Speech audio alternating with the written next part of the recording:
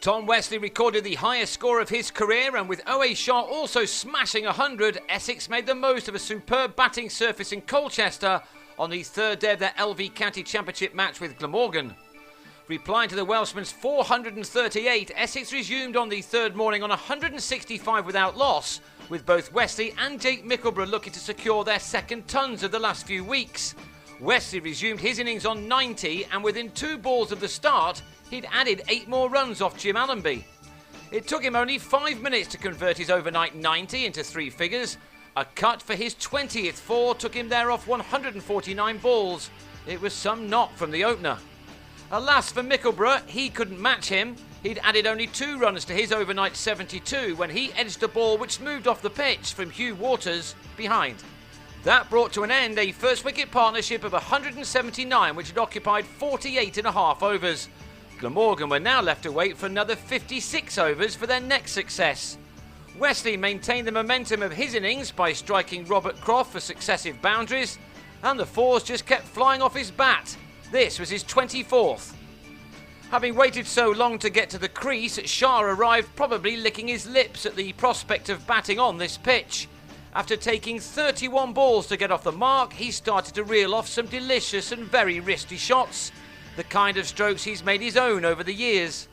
This was the pick of them, a perfectly timed drive over the top of long on for a maximum. Glamorgan had a long afternoon ahead of them in the sun. Before lunch was taken, Westley eased to his 150. That was the first time in his career that he'd done that, his previous best being 132, which he'd made twice before. Shah continued along his merry way in the afternoon.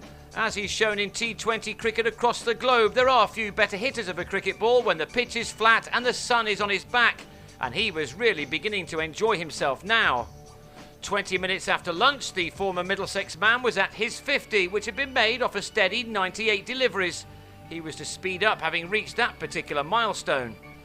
He started to punish all of the bowlers as he took control of his ever-growing partnership with Westley, who'd got rather stuck.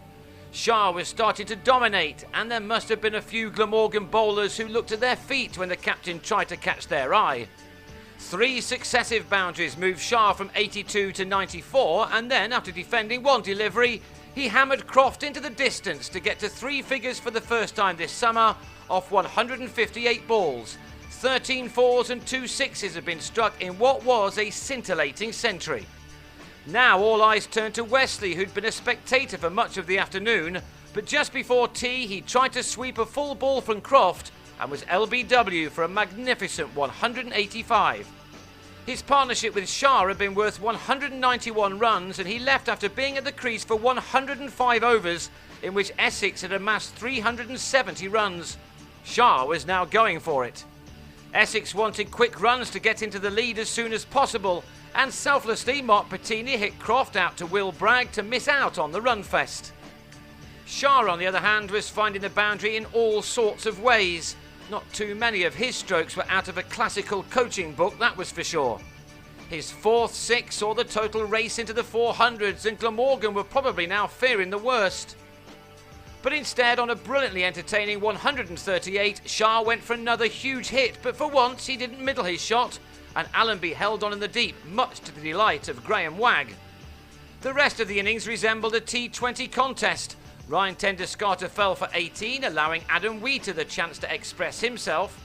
He was outfoxed by Croft though, who had him stumped down the leg side for 17, with Essex now on 460 for 6, 22 runs ahead.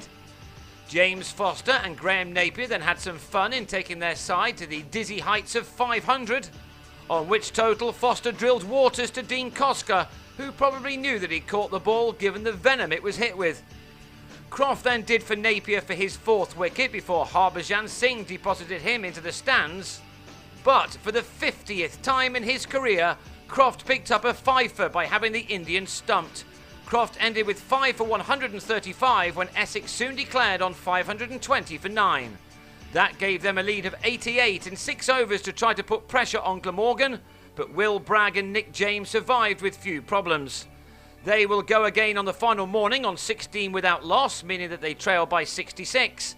Unless this pitch deteriorates dramatically, Glamorgan should keep themselves out of trouble, but Harbhajan, with the sun burning down, may have other ideas.